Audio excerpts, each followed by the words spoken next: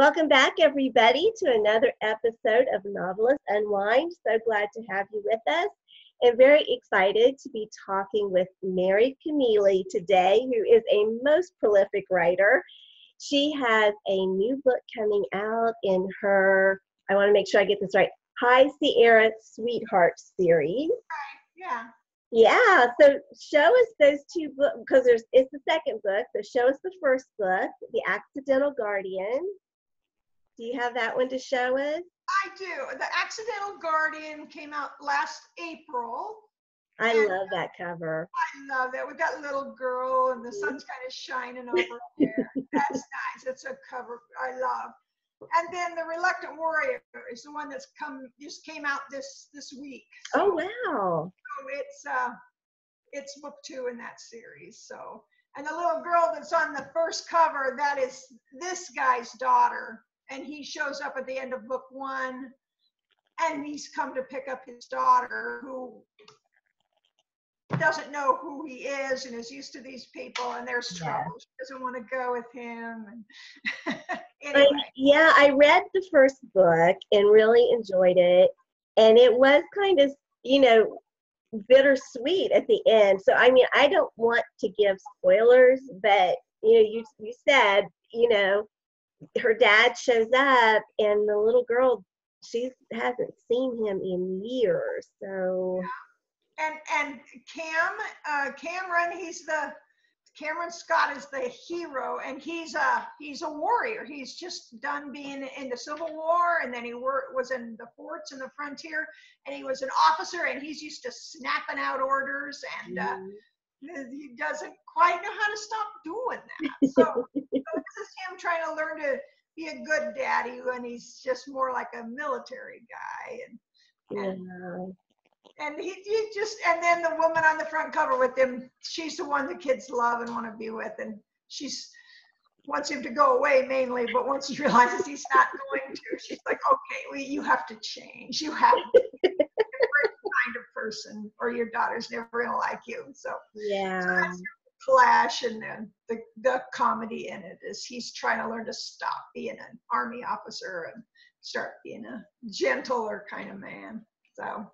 And the premise for this is that both these families left, oh gosh, now I'm in Missouri, right? Someplace in Missouri, and went out west, or was it Tennessee? Now I'm getting in mixed up. The first book, yeah. The hero of that book had come west, but then the kids had come west in a wagon train. Exactly. And then there's a massacre of some evil criminals attacked the wagon train, and those 2 children and these 2 other women survived the massacre because they just happened to have wandered away from the wagon train. And so then the hero comes along, and he is the accidental guardian. He becomes sort of the guardian to these children and to these women.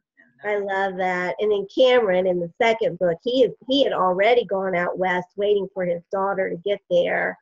And his brother, and come with his daughter and his his nephew, and all of them are coming, and then they don't survive. His brother's killed, so he's got some anger issues too at the men who attacked the wagon train. So great premise to a really fun series, and I really do like that your tagline is romantic comedies with cowboys. That seems like it describes it pretty well. So. Yeah, that's really cool. And I don't read a lot of westerns, but I really enjoyed this one, and I enjoyed the zaniness in it. And Trace, who's the hero of the first book, who's the accidental guardian, is such an interesting character because, again, without giving too much away, will you tell us a little bit about what happened to Trace and how he is. Really the kind of the foundation of this book was I started doing some research about the mountain, not just the mountain men. There's kind of the charming thing we know about those mountains, but also about the people that explored those mountains, all the way back to Lewis and Clark, but the first people who went on the Oregon Trail and Oh, I ran into this area where I wanted to set it, and there's the Donner Party right there. They tried to take a different way across the mountains, and they couldn't make it.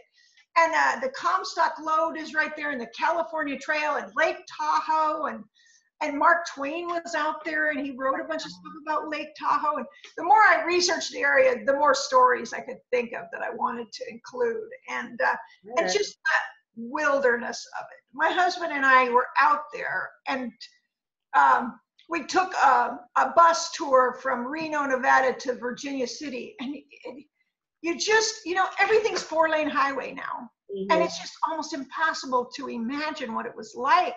We went through a stretch, and my husband said, how could anyone get through this? There weren't trails. There weren't paths, and not even rugged trails like the Oregon Trail. So anyway, that just fascinated me. And I started thinking, yeah, those mountain men, maybe they knew their way around, but what about somebody who didn't want to be out there, who found themselves stranded? And that's Trace. Mm-hmm. He's stranded out there, and he just plain gets lost. He doesn't know how to get to civilization. And when you see it, you sort of realize how that could really happen. Yeah. So anyway, so he's stuck out there, and then people start showing up. Yeah, because he's all alone, and I love it. Like a theme of this book is the voice crying in the wilderness, and it was just so.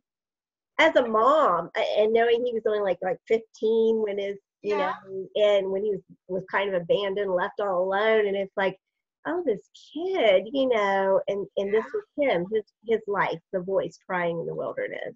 Yeah. So, Trace is still really young, and he's the toughest guy around because he just has had to learn to be. Yeah. So, and then he's kind of a contrast because then he sees a woman and children, and he's just hardly ever spoken to someone or seen a child.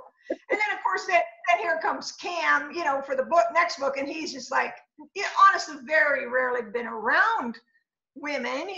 His wife died when she was having the baby. He left his daughter with his brother to raise. He's in the Civil War. Then he's on the frontier, and he dragged his sister along with him. But honestly, he doesn't know how to act either. So.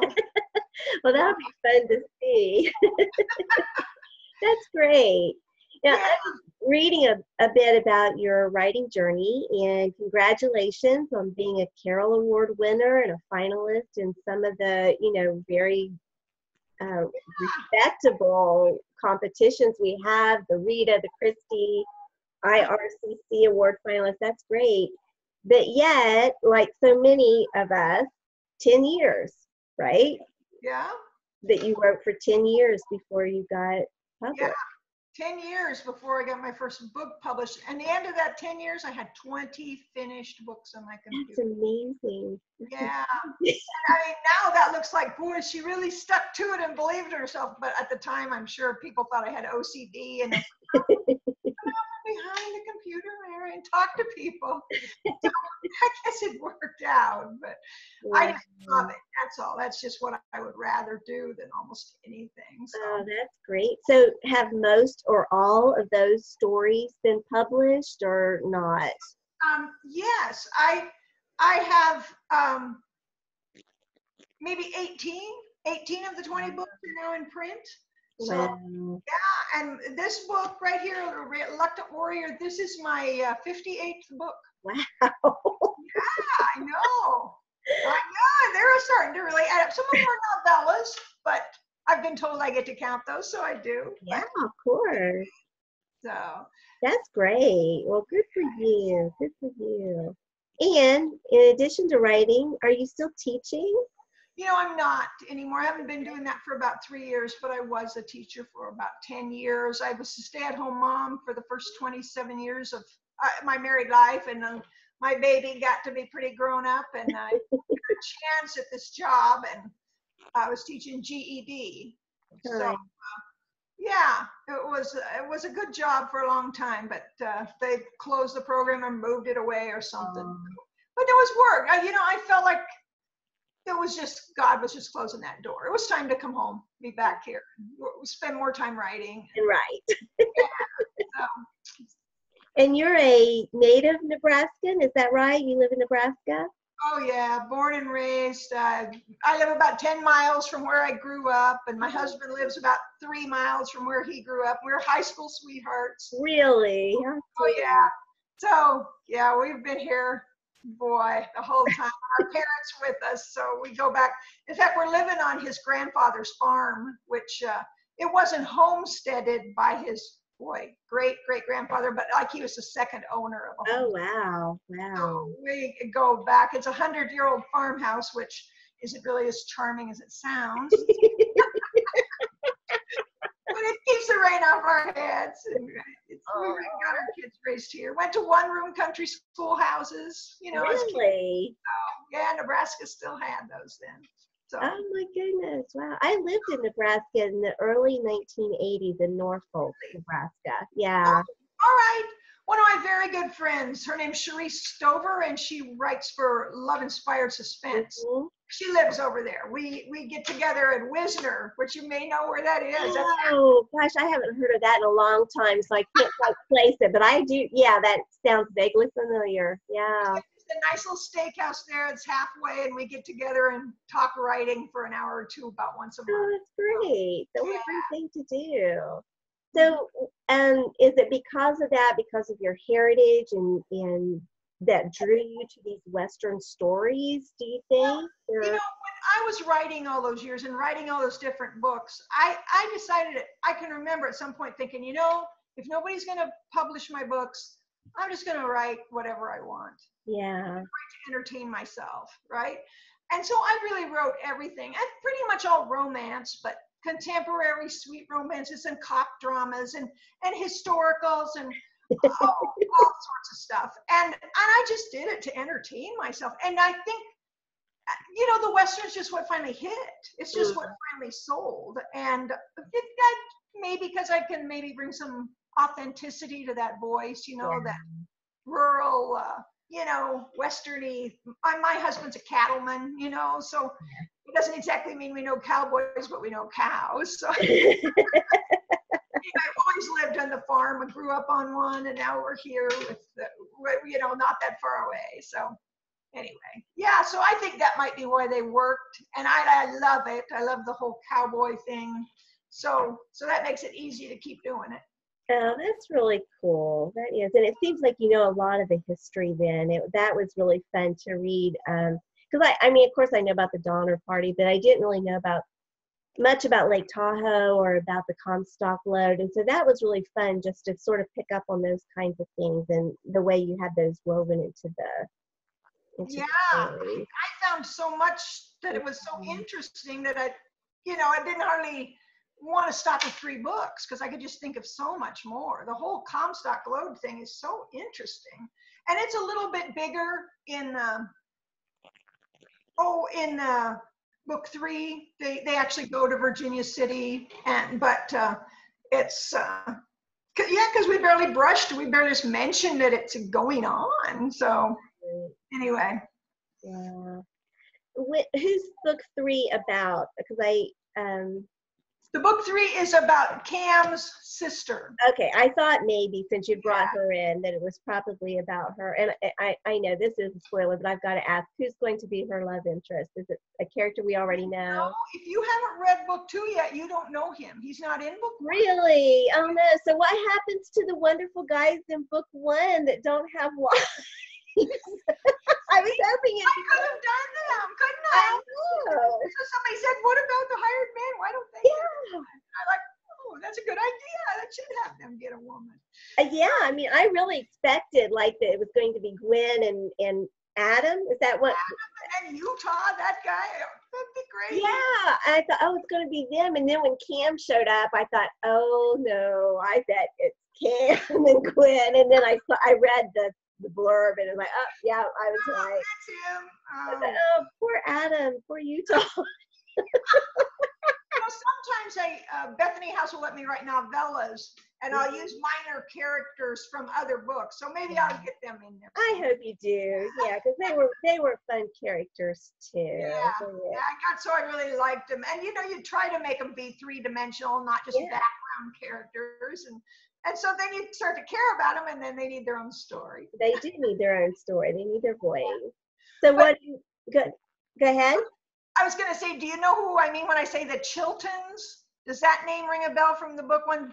They're the low down in-laws of Cam's brother who died in that. Okay, they're a factor, and they bring trouble because they want their grandson back. They want the child.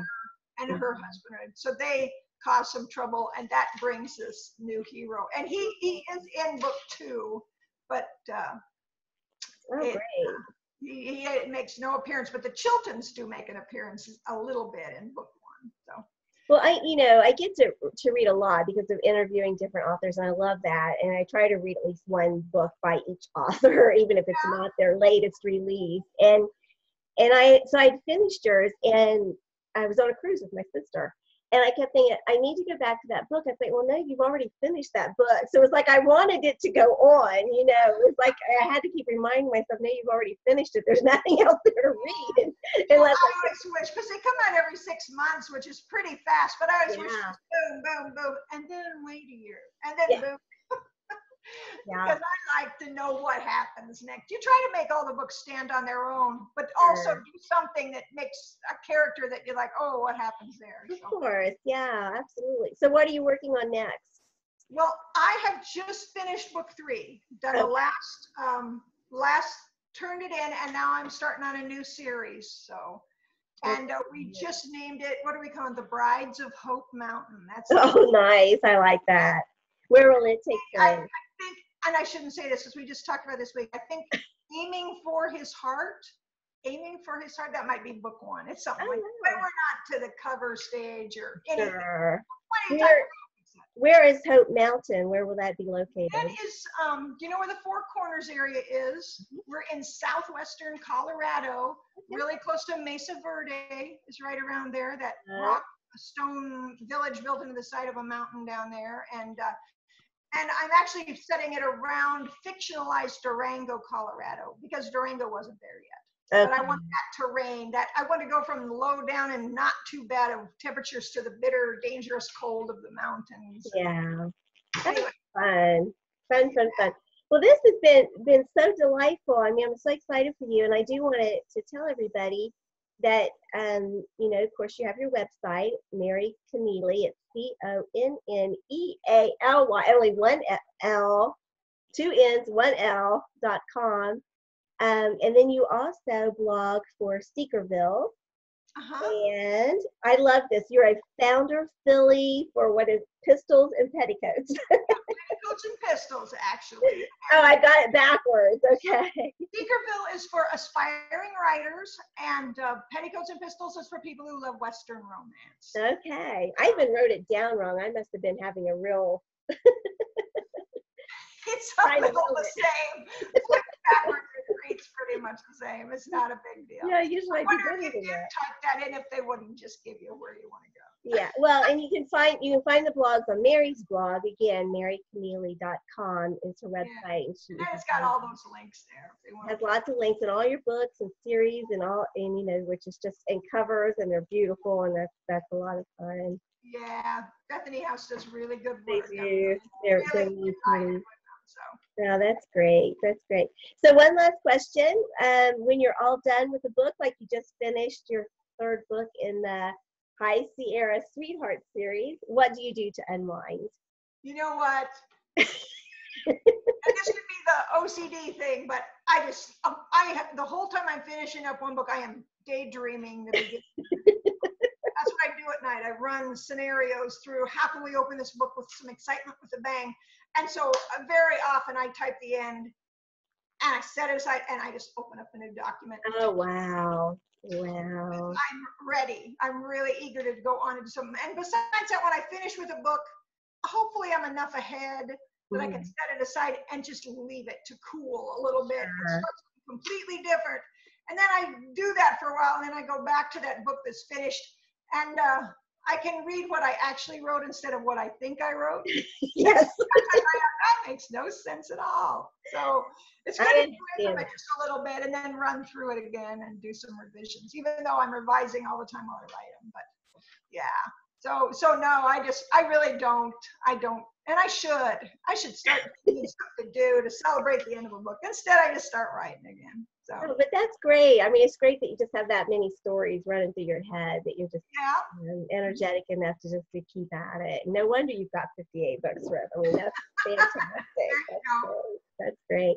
Mary, thank you so much. I really appreciate you taking time to chat with me today. Thank This has you. been fun, Johnny. Thanks It for having really me on. has. It has. And to everybody who's watching, thank you so much. We'll see you next time on Novelists Unwind. Bye.